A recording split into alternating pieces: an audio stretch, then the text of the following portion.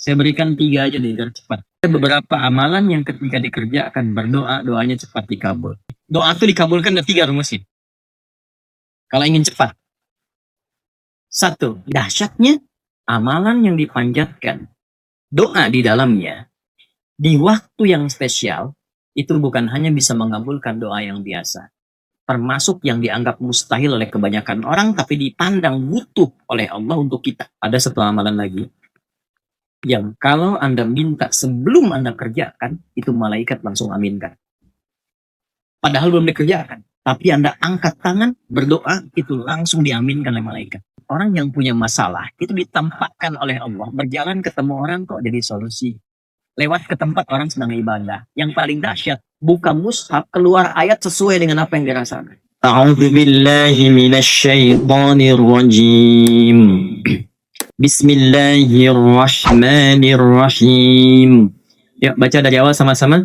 Wan nazi'ati gharqa wan nasyitati nashqa was-sabihati sabha fas-sabiqati sabqa Al-mudabbirati amra. Sudah cukup. Berapa ayat itu? 5 ayat ya. Perhatikan baik-baik. Bapak Ibu masih ingat gak kesimpulannya 5 ini? Orang yang sudah belajar tafsir, membaca surah ini di pembukanya baru 5 ayat, itu akan merubah kehidupannya. Ingat yang pernah saya terangkan di pertemuan yang lalu? Saya cepat ya, dalam 5 menit. Paling banyak. Wan nazi'ati gharqa. Aku bersumpah demi malaikat yang aku tugaskan mencabut nyawa dengan keras bagi para pelaku maksiat yang bebal. Artinya apa? Kalau Anda terpikir berbuat maksiat, lisan masih ingin bohong, mata masih ingin melihat maksiat, tangan masih mengerjakan korupsi, menulis status yang tidak benar, teringat dengan ancaman ini. Karena Allah yang bersumpah. Anda lihat saya bersumpah, Anda serius. Anda mendengar Allah bersumpah, maka jangan main-main. Aku bersumpah para pelaku maksiat itu yang tidak pernah mau merubah dirinya untuk tobat, aku kirimkan malaikat khusus mencabut nyawanya dengan keras sekeras-kerasnya seperti tanaman dicabut dengan akar-akarnya. Itu cara wafatnya begitu. Ya.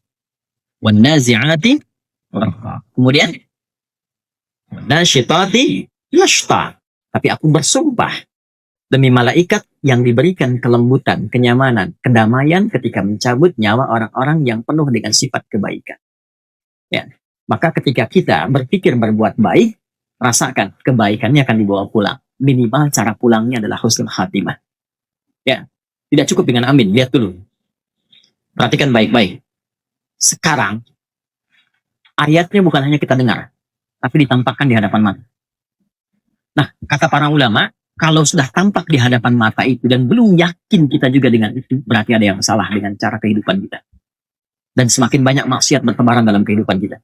Dulu orang dengar langsung mengatakan sami'na, kami dengar, wa ata'na, langsung kami laksanakan. Pak, ayat riba turun ya, larangan riba. Itu begitu didengar, hilang riba semua. Larangan pencela nih, turun ayatnya. La yakhaqu minkum, jangan saling cela. Semua nggak ada yang cela. Baik semua. Itu cuma satu kalimat. Ya. Yang di Al-Baqarah ayat 285 itu kan ciri iman. Amanar rasulu bima unzila ilaihi mir rabbihi wal, dan ayat itu ditempel di dinding Ka'bah di bagian dalam. Jadi Rasul, sahabatnya, orang-orang beriman punya karakter itu. Nah, kita mengaku beriman harus punya itu. Apa? Sami'na, ketika dengar, wa ata'na, langsung amalkan. Jangan mencela, kau usah kena. La yaghtab ba'dukum ba'da, jangan gosip, jangan gosip. Ya saya nggak gosip, cuma nonton aja. Ini nggak gosip tapi bikin acara gosip. Ya, itu tipikal orang beriman. Sami'na, baru dengar, langsung diamalkan. Nah, sekarang levelnya naik. Yang didengar itu ditampakkan oleh Allah dalam kehidupan. Ditampakkan oleh Allah dalam kehidupan. Ya ayyatuhan nafsul, hei jiwa-jiwa yang tenang. Mutmainah itu sifat tumakninah. Tumakninah adanya di ibadah. Jadi orang yang rajin ibadah, rajin tumakninah, merubah keadaan jiwanya menjadi mutmainnah. Ketika wafat, dia tenang. Kenapa? Karena punya bekal ibadah. Ditampakkan hasil ibadahnya. Tumakninah itu adanya dalam sholat. Ruku sampai tumakninah. Sujud sampai tumakninah. Sampai hatimu merasa tenang. Makanya sholat itu satu-satunya amalan yang membuat kita tenang secara paripurna. Tempatnya masjid, masuk masjid pun sudah tenang. Anda tadi dari rumah, di jalan nggak enak, buru-buru. Tapi ketika sampai ke masjid, dari luarnya aja udah beda kan auranya. Udah lain. Apalagi ketika diisi dengan amalannya. Itulah sebabnya ada tumaninah di situ. Jiwa yang mutmainnah. Panggilannya ketika dipanggil, sifat tumaninah ditampakkan di hadapan. Jadi kamu yang rajin sholat, kamu yang begini. Sekarang, saat sholatnya dia dipanggil. Dalam sujudnya dia dipanggil. Dan ditampakkan di hadapan kita. Apa? Nah, ketika ayat yang biasa didengar, ditampakkan di hadapan, belum membuat kita bertobat, dengan cara apa lagi Allah memberikan hidayah? Apalagi ayatnya dibacakan. Kejayaan ditampakkan. Yang datang yang menerangkan namanya hidayah. Terus kita belum tergerak tidak untuk berubah. Dengan cara apa lagi Allah kasih hidayah? Saya tuh kadang-kadang suka bingung ya. Yang nyampein berita, yang bikin konten, yang nampilkan, kok bisa tidak sadar dengan ini? Padahal dia ingin kasih lihat orang. Makanya itu yang dikatakan hidayah itu mahal. Kapan mahal itu bisa kita dapatkan? Ketika ada keinginan untuk menjemputnya. Itu yang dimaksud Quran surah 29 di ayat yang terakhir. Walladzina jahadu fina lanahdiyannahum subulana. Jadi kalau ada kilatan dalam diri kita itu mengajak kita berbuat baik, kata Allah cepat jemput karena aku sedang turunkan kasihku kepada hamba. Ya, dan itu semua orang pasti mengalami itu. Ya Allah, kapan saya jadi baik ya? Nah, itu ketika keluar kalimat itu dimunculkan di lisan, itu sebetulnya tanda dari Allah yang menginginkan kita berubah. Jemput. Bahasa Qurannya jemput, langsung ambil. Ambil. Begitu diambil, nanti Allah tuntun. Ya, kadang-kadang lewat pandangan, kok bisa buka YouTube keluarnya kok ceramah. Padahal mau cari video maksiat misalnya, keluarnya kok malah video ngajak tobat. Pulang kantor dari kampus lewatnya kok ke tempat orang yang sedang hafalan Quran. Ya, dan yang paling menarik kadang begini. Kadang orang yang punya masalah itu ditampakkan oleh Allah, berjalan ketemu orang kok jadi solusi. Lewat ke tempat orang sedang ibadah. Yang paling dahsyat, buka mushaf, keluar ayat sesuai dengan apa yang dirasakan. Nah, kalau sudah seperti itu, dengan cara apa lagi Allah memberikan hidayah untuk berubah? Ayat yang sami'na wa ata'na sekarang berubah dengan ainul yakin, terlihat. Sami'na wa ra'ayna wa ata'na. Kami dengar ya Allah, kami lihat, kami taati. Jangan sampai nunggu hakul yakin. Kalau hakul yakin sudah di akhirat.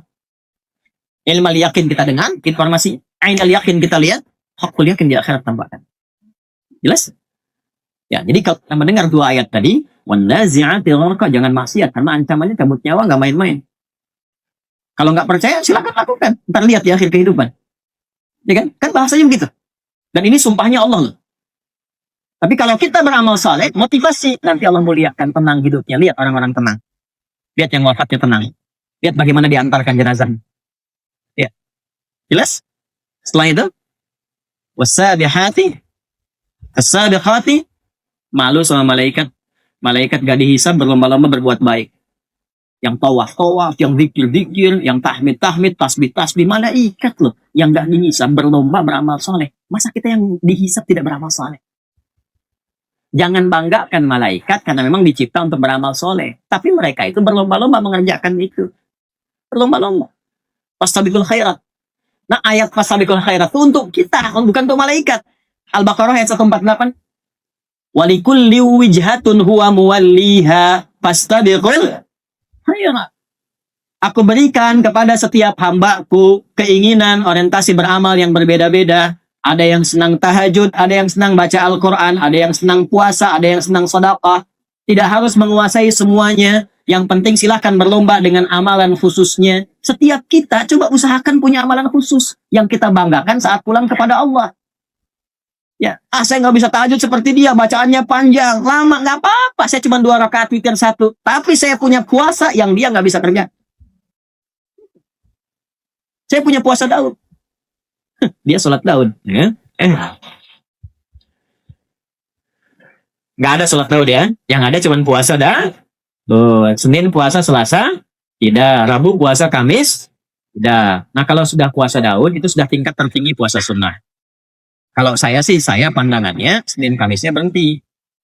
Kenapa? Karena sudah tercover dengan yang paling tinggi. Kalau tercover yang paling tinggi, yang ini sudah ikut pahalanya. Misal, Senin puasa, tadinya Senin Kamis, naik ke puasa Daud. Senin puasa, Selasa, tidak. Rabu puasa, Kamis tidak. Ketika Kamis tidak puasa, itu tertuliskan pahala puasa Kamis. Karena kebiasaan sebelumnya. Itu hadis.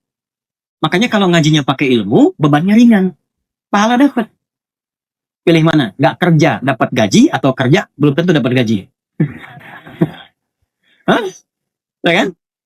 Kecuali puasa yang khusus. Ya, misal, Ayyamul Bid, 3 hari. Yang pertengahan bulan. Itu khusus. Ya, kerjakan. Misal puasa Asyura. 1 khusus. 1 hari saja. Misal puasa Ramadan, hilang semua. Ya, Ramadan ya yang dikerjakan awal sampai dengan akhirnya. Itu cuma puasa sholat Daud nggak ada. Ya, subuh sholat, duhur tidak, asar sholat, maghrib, nah itu tidak ada. Nah itu berlomba. Sekarang pilih apa yang paling nyaman. Anda yang misalnya bisnis bekerja, ya dengan sedekah, bangga kan? Ya, sholat sekali sholat 10 tuh. Anda sekali infak 200 berapa? 700 kali lipat kan? Ayat 261 Al-Baqarah. Mathalul ladzina yunfiquna amwalahum fi sabilillahi kamathali habbatin ambatat 7 sanabil fi kulli sumbulatin 100 habbah wallahu yudha'ifu liman yasha' wallahu wasi'un 'alim. Bawa ayatnya, tempel di dompet, tempel di ruang kerja. Allah menyukai orang-orang yang infak. Oh, saya kerja supaya infak, cari tabungan akhirat, infak buat keluarga, infak buat anak, buat istri, buat ibu, buat saudara, buat tetangga dan kerabat. Kaya untuk itu, beramal saleh. Maka ketika dapat dilakukan 1 rupiahnya paling minimal 700. Sekali sholat 10, sekali infak 700. Karena sholat amalan fisik, infak amalan harta. Fisik semua orang bisa kerjakan, harta belum tentu bisa keluar. Naik 700 kali lipat. Kalau dihitung, kalau nggak dihitung, Allah berikan tanpa hitungan. Bisa 1 juta kali lipat, bisa 10 juta kali lipat. Itu setiap keluar. Nggak usah kelihatan orang. Tolong diumumkan Pak, nanti di Masjid An-Nur nih khutbah Jumat kan. Setiap keluar. Ya, untuk motivasi boleh, tapi untuk menjaga riya keluar. Sebelum subuh dia yang nyapu-nyapu di jalan tuh, itu walaupun cuma 5.000, 10.000, tapi doanya menghujam anas. Pak, semoga sehat ya, keluarga baik-baik ya, insya Allah Bapak sukses ya, insya Allah. Gitu. Saya jalan ke Cianjur dari Bandung tuh, gitu kan, ada yang nunggu-nunggu apa, cuman kita berbagi sih doanya, ya Allah, Masya Allah, semoga Bapak diberkahi Allah, semoga Bapak kuat, semoga kesini lagi bawa Ferrari, semoga Bapak jadi presiden. Al-Fatihah. Ini nyata, saya bukan bercanda ya. Maksud saya orang itu tuh tulus gitu, kalau dalam berbicara itu tulus. Gitu. Nah itulah sebabnya kenapa zakat pakai ita. Wa aqimus shalah wa atuz. Ita itu memberi sampai dengan tulus, memberi pada orangnya sampai dengan tulus. Ada yang namanya ita, itu sosok pemberi yang tulus. Berita ya. Nah, pemberi yang tulus. Jelas? Nah itu motivasi, tuliskan. Tulis. Anda yang rajin tahajud, tulis ayat ya supaya ketika lupa atau malas lihat itu bangun lagi. Ya, itu poin-poin yang kita bisa munculkan. Nah, malu dengan malaikat, fastabiqul khairat itu ayatnya untuk kita, bukan untuk malaikat. Tapi Allah sifati was-sadiqati sabqa. Mereka berlomba. Jadi mereka yang tasbih, perbanyak tasbih aja ngerjain yang lain. Tahmid. Wa nahnu nusabbihu bihamdika wa nuqaddisunak. Yang takdis. Ya Allah, ya Qudus, ya itu aja sampai kiamat terus itu aja. Subhanallah, enggak ada yang bisa ngerjain yang lain. Kita tuh Masya Allah, tasbih bisa, tahmid bisa, takbir bisa, ambil kerja bisa. Malaikat nggak ada, tapi mereka bangga dan berlomba dengan amal yang telah Allah tetapkan sebagai fitrah kehidupan mereka. Itu aja, yang sujud, gak bangun-bangun Bu. Sujud aja terus begitu. Betul, sujud. Nanti kita lihat saat kembali pada Allah. Insya Allah. Betul, benar-benar ditampakkan kan. Yang sujud, gak bangun-bangun. Memang amalannya sujud deh. Yang tasbih. Makanya malaikat nggak bisa jadi khalifah di bumi. Nggak akan ada bangunan masjid begini.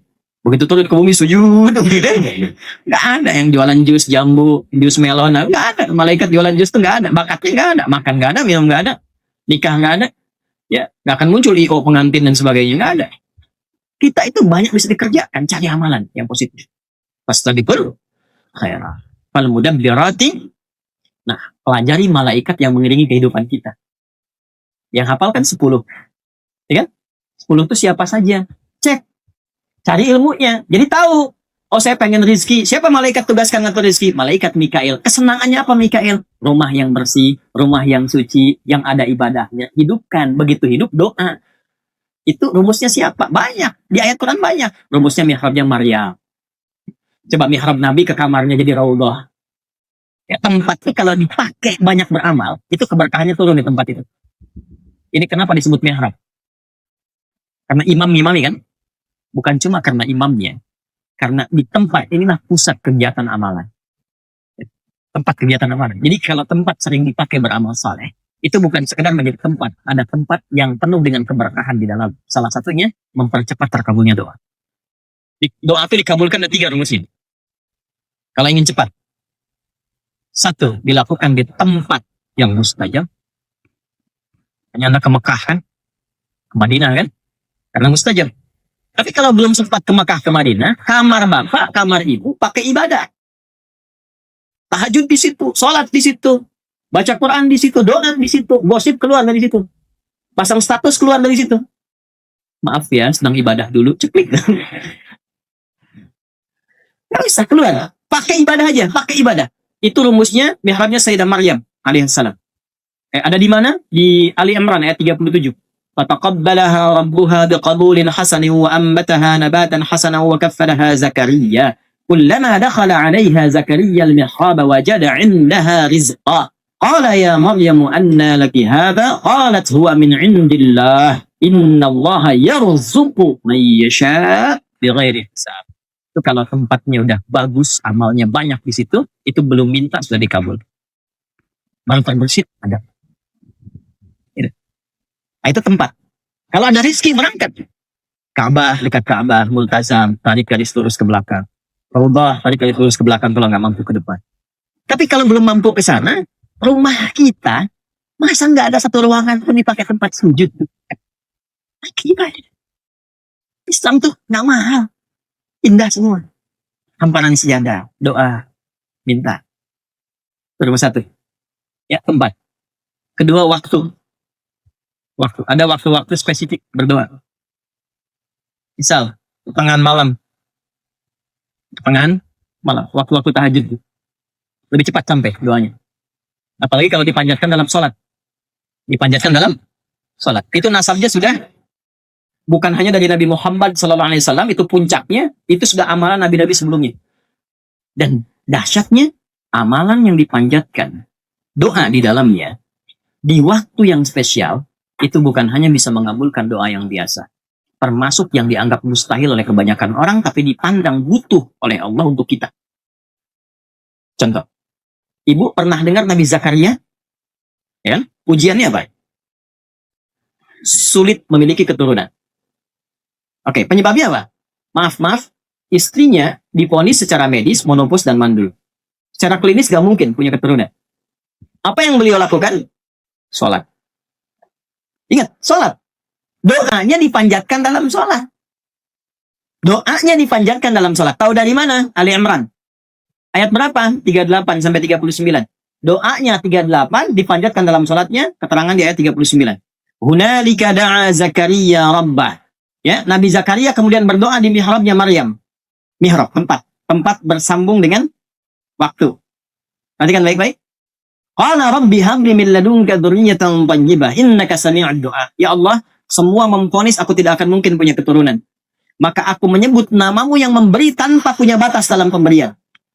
Rumus Al-Asmaul Husna di Al-Isra ayat 110. Rumusnya kalau minta, cari nama Allah sesuai kebutuhan kita. Cari, itu cepat memberikan jawaban. Misal, butuh rizki, ya Razzaq. Butuh ilmu, ya Alim. Butuh kesabaran, banyak masalah, ya Sabar. Butuh kelembutan, ya Latif. Ya, suami misalnya kurang lembut, minta ya Allah, ya Latif, ya Latif, ya Latif.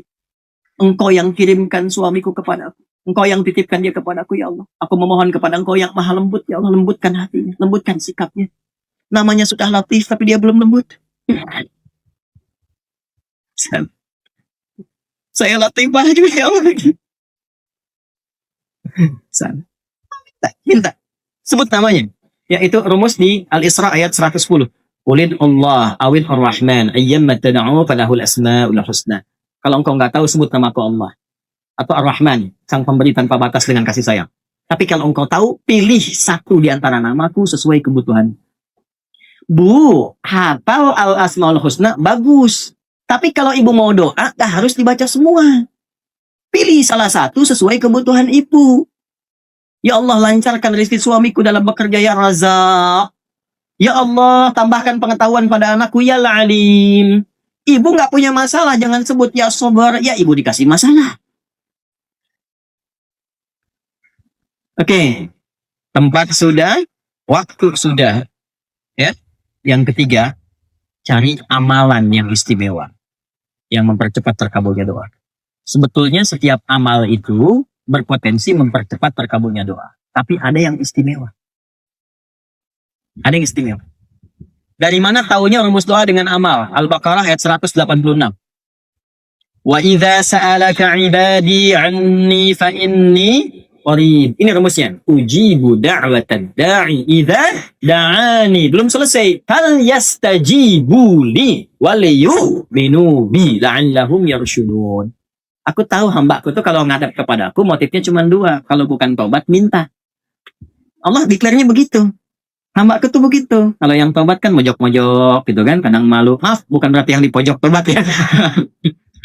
Kadang tuh sujud, tobat. Atau minta. Ada kebutuhan. Kata Allah jangan malu. Masya Allah. Kalau mau tobat jangan malu. Allah melarang malu. Tobat itu urusan kita dengan Allah. Ikhwan, teman-teman. Gak usah malu. Jangan takut dengan manusia. Karena manusia tidak menilai tobat kita. Allah yang menanti tobat kita. Gak usah malu. Pernah mabuk, pernah zina, pernah bunuh orang. Pengen tobat. Tidak usah berpikir bagaimana manusia menilai. Datang ke masjid. Yang menanti kita Allah. Kan manusia. Hati-hati provokasi setan. Setan itu selalu menghambat seseorang jadi baik. Dia nggak mau seorang itu soleh. Selalu salah. Makanya ketika ada orang salah pengen jadi soleh, ditanamkan pada dirinya. Dan provokasinya nggak nyambung. Ah, kamu nanti ada sipulan, nggak enak kelihatan. Ya, masa ria. Ya, nanti ada begitu. Padahal yang menunggu tobat kita itu bukan manusia. Pencipta kita Allah. Dan ketika seseorang itu ingin tobat, itu cinta Allah langsung diturunkan kepadanya. Itu rumusnya di Quran surah kedua ayat 222. Innallaha yuhibbut tawwabin. Allah mencintai orang yang ingin tobat. Makanya saya selalu katakan, Allah lebih mencintai pelaku maksiat yang gemar bertobat dibandingkan orang soleh yang tidak pernah merasa salah. Bikin status ya. Silakan. Evaluasi diri. Itu dinanti sampai, maaf, sampai nyawanya di kerongkongan. Ditunggu sampai mau tobat. Ya, sampai mau tobat.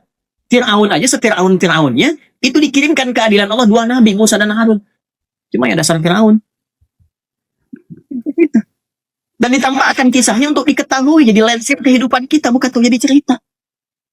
Dan jangan bangga. Jangan bangga. Ya, sekarang kok saya tuh bingung ya, neraka kok jadi candaan. Banyak orang kaya ke neraka, oh kayaknya ber-AC nih neraka. Kok bisa gitu? Jadi candaan. Padahal neraka itu ditampilkan diksinya dalam Al-Quran itu sebagai ancaman yang mengerikan. Jangan dirubah. Jangan dirubah. Nah, apa amalan istimewanya? Ya, semua amalan kalau sudah dikerjakan, itu doa. Tapi ada beberapa amalan yang ketika dikerjakan berdoa, doanya cepat dikabul. Saya berikan 3 aja nih, biar cepat. 1, sedekah. Sedekah. Tapi harus ikhlas ya. Ikhlas. Sudah? Masih ingat nggak kalau tangan kanan memberi, tangan kiri itu nggak tahu? Ya kan? Itu sebenarnya latihan untuk mengelola hati kita. Ya, berikan. Silent, anggap caranya begini. Kalau pengen melatih ikhlas tuh, ketika memberi, anggap nggak ada. Lupakan, sudah. Ketika memberi, lupakan. Lupakan, anggap nggak pernah dilakukan. Bapak katanya kemarin nyumbang, nggak tahu saya. Itu, nggak tahu. Salah dengar mungkin Anda. Bukan berarti untuk bisa menafikan atau mengelak dari berbohong dari amalan, bukan. Tapi kita melatih hati kita. Oh, saya nggak tahu. Maksudnya apa? Karena saya sudah melupakan itu dalam hati. Ya, mungkin Anda salah dengar. Tapi itu disebut kok adik, bukan adik saya, mungkin adik kan banyak pasaran nama adik itu. Ya kan? Ya. Itu cari. Setelah itu isi dengan doa. Diam-diam doa. Ya, walaupun nggak diungkapkan dalam hati. Kalau disanjung nggak usah dibalas. Terima kasih Pak, Masya Allah, terima kasih. Nggak usah dibalas. Lupakan aja lah. Saya pun nggak tahu itu kan Allah aja nitip lewat saya. Terus doa. Itu melatih. Kalau ingin berbagi tapi belum punya yang dibagi, rumus Qur'annya qaulun ma'rufun Wa maghfiratun khairum min shadaqatin yatba'uha adha. Tetap selalu ada. Misal, nggak punya uang nih, nggak punya barang, tapi pengen mengamalkan yang pertama itu. Apa kata Al-Quran? Al-Baqarah ayat 263, 263. Paling kiri agak ke bawah sedikit. Lihat baik-baik. Banyak berkata baik. Qaulun ma'ruf. Senyum sama orang. Makanya senyum disebut sedekah. At-tabassumu sedekah. Basmatuka fi wajhi akhika sedekah. Senyummu yang menyenangkan wajah temanmu sedekah. Tapi yang membuat orang senang. Hadisnya begitu. Bukan membuat orang bingung. Keluar dari sini senyum. Orang senang. Itu sedekah. Itu dinilai. Begitu orang senang, doa. Gitu. Itu lebih baik, kata Al-Quran ya. Itu lebih bagus, kata-kata baik yang menenangkan. Itu bahkan nilainya lebih tinggi dibandingkan memberi, tapi masih komen. Dan komennya kadang nyakitin.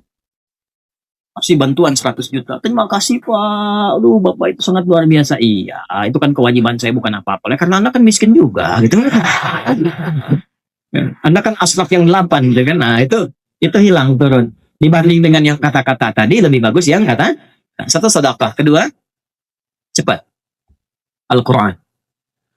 Kedua apa? Kalau habis ngaji, doa. Ini yang jarang sekali dilakukan sekarang.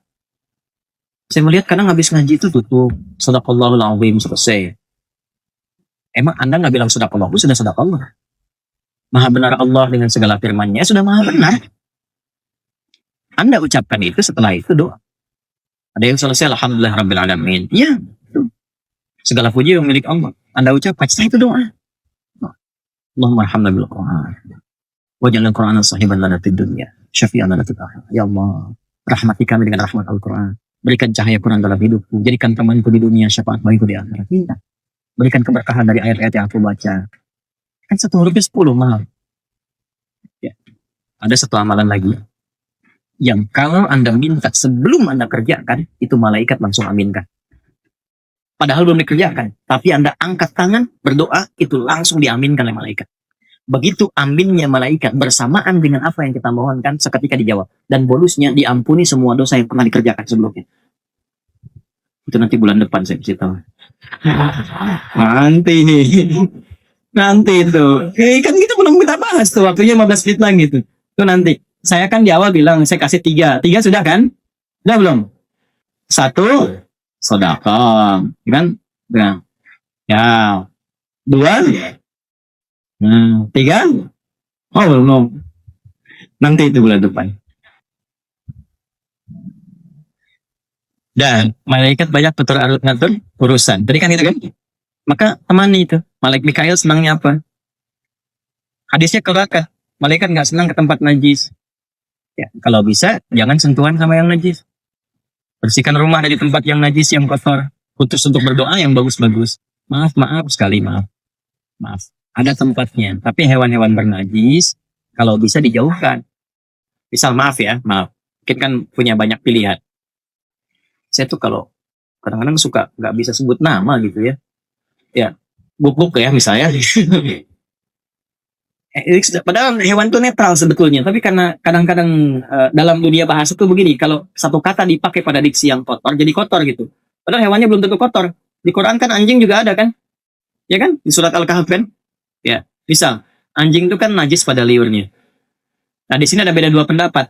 Imam Malik misalnya, ya sepanjang Anda bisa membersihkan najisnya, boleh dirawat. Makanya di mazhab Maliki itu banyak pelihara anjing nggak ada masalah. Tapi bisa memastikan liurnya dibersihkan. Ya. Tapi resikonya begini. Pastikan Anda punya CCTV yang memantau perilaku anjing. Jilat apa aja? Jilat sofa, jilat karpet, jilat apa gitu kan. Sebab ketika najis itu ada, malaikat nggak turun, itu aja. Jelas? Oke. Karena itu yang memelihara anjing, tempatkan di tempat yang khusus spesifik. Dan dengan fungsi yang khusus. Ya. Dengan fungsi yang khusus. Misal anjing untuk penjagaan di militer dan seterusnya. Anjing untuk penjagaan misalnya di kebun dan seterusnya. Kasih tempat yang khusus. Itu boleh ada kok zaman Nabi juga. Nggak ada masalah. Ya. Tapi kalaupun tidak diperlukan dengan itu, maka fikih Syafi'i agak lebih ketat. Memang liurnya di dalam lidah itu najisnya di liurnya. Tapi kan Anda nggak bisa tahu di mana dia menjilat ya dengan liurnya itu. Kadang tubuhnya kan dijilatin juga. Makanya disebutnya najis aini di fikih madzhab Syafi'i. ke semua bagian tubuhnya najis karena kita nggak bisa pastikan kapan dia menjilat tubuhnya. Kemana-mana ada. Nah, hewan-hewan tertentu bukan berarti tidak berkah, bukan. Ada fungsinya. Kapan fungsinya menjadi berkah? Ketika ditempatkan sesuai dengan fungsinya. Anjing itu ada ibadah. Kapan ibadahnya? Ya, satu misalnya dalam penjagaan. Ada fungsi ibadah. Makanya anjing itu ada yang masuk surga. Ada. Anjingnya Ashabul Kahf. Nah, bayangkan. Ada anjing yang mengantarkan pelacur bertaubat. Maaf, ada. Jasanya anjing itu. Mau sekarat karena kehausan. Seorang perempuan, maaf Bu ya, laki-laki juga banyak yang kurang baik, tapi ini kasusnya perempuan. Perempuan menemukan itu, lalu dia beri minum. Ada riwayat dengan bagian dari alas kakinya, ada riwayat dengan satu benda dia tuangkan, sampai dia segar lagi. Setelah segar dia berjalan, dengan keikhlasan dia memberi minum, bertobat dia, diterima tobatnya, menjadi amal soleh, digugurkan amal salahnya, muncul amal solehnya, masuk surga dia. Fadilah itu aja. Ya, memberi minum. Nah, itu kan hidayah dari Allah. Jadi kadang-kadang di hewan-hewan yang dianggap najis, dianggap kurang bagus ini, ada fungsi yang melekat di dalamnya. Babi itu ada fungsi ibadahnya. Ibadahnya pada haramnya. Jadi ketika babi dikonsumsi, dia keluar dari sifat ibadahnya. Semua hewan itu ada ibadahnya. Karena ada hikmah di dalamnya. Ada hikmah. Ujian ketaatan kepada Allah hewan A diciptakan. Contoh orang yang rakus dalam dunia. Hidupnya cuma untuk makan, kerja makan, meninggal. Contohkan lewat nyamuk. Ada ayat tentang nyamuk, Al-Baqarah ayat 26. Nyamuk itu kan fungsinya cuma sedot, mati. Gitu kan? Coba cek kayak ada ahli nyamuk gak? Sedot, darahnya kumpul, beranak mati gitu kan? Bertelur mati, selesai kan? Nah itu makanya disindir oleh Allah orang yang hidupnya duniawi. Kerja terus, makan lagi, mati. Nyamuk tuh katanya. Ya kecil di hadapan Allah, kecil. Ini kecil gak ada nilainya kata Allah. Makanya Nabi komen, kalaupun dunia itu seperti sayap lalat atau nyamuk, korupsi. Ya orang gak sehat nih. Korupsi pada sesuatu yang akan ditinggalkan. Dan yang paling menarik, dia tahu akan wafat. Dan dia tidak tahu kapan dia wafat. Kenapa dia tidak berpikir saat akan korupsi diwafatkan oleh Allah? Makanya kata para ulama ketika berpikir berbuat maksiat, coba rasakan akan wafat.